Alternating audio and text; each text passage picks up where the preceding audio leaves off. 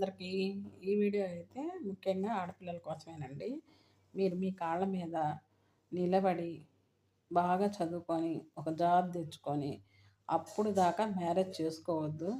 మీరు జాబ్ సంపాదించి రూ. 10 సంపాదిస్తున్నప్పుడు ఖచ్చితంగా అప్పుడైతే మ్యారేజ్ చేసుకోండి. ఎందుకంటే ప్రేమ బాగుంటుంది, పెళ్ళి బాగుంటుంది. పెళ్ళి తర్వాత జీవితంలో చాలా ఉంటాయి ఒడిదుడుకులు అనేటివి. ఆ ఒడిదుడుకులన్నీ తట్టుకోవాలంటే ఖచ్చితంగా ఆడపిల్లలు వాళ్ళ కాళ్ళ మీద వాళ్ళు ఖచ్చితంగా నిలబడాలి. నిలబడి అప్పుడు మ్యారేజ్ చేసుకోవాలి. అది లవ్ మ్యారేజ్ కానీ, అరేంజ్ మ్యారేజ్ కానీ, ఏ మ్యారేజ్ అయినా కానీ అప్పుడు అప్పుడు నీ భర్త దగ్గర నీకు వాల్యూ ఉంటుంది. నీ అత్తమామల దగ్గర నీకు వాల్యూ ఉంటుంది.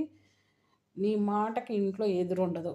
వాళ్ళు నువ్వు ఏం చెప్పినా అప్పుడు చేస్తారు. అదే నువ్వు ఖాళీగా ఇంట్లో కూర్చొని రూపాయి సంపాదించుకున్నావంటే నీ భర్త కాడ నీకు వాల్యూ ఉండదు. నీ అత్తమామల కాడ నీకు వాల్యూ ఉండదు. అర్థం చేసుకునే భర్తలు అందరూ వస్తారని రూల్ ఏం లేదు. కొంతమంది మంచోళ్ళు రావచ్చు, కొంతమంది చెడ్డోళ్ళు రావచ్చు. అర్థం చేసుకునే వాళ్ళు వస్తే హ్యాపీ లైఫ్. అర్థం చేసుకోలేని వాళ్ళు వచ్చి కొన్ని రోజులు బాగుంటుంది, ఆ తర్వాత మళ్ళా ఏముండదు. అప్పుడు ఏడుపులు, పెడబొబ్బులు, చిరాకులు, విడాకులు అన్నీ వస్తాయి. అవన్నీ లేకుండా ముందుగానే మీ కాళ్ళ మీద మీరు నిలబడి సంపాదిస్తుంటే అప్పుడు ఫ్యామిలీ హ్యాపీ, నువ్వు హ్యాపీ, అన్నీ హ్యాపీగా ఉంటాయి. ఆ జీవితం చాలా బాగుంటుంది. అందుకని మీ కాళ్ళ మీద మీరు నిలబడే వరకు పెళ్ళైతే చేసుకోబాకండి. ఇది నా అనుభవం.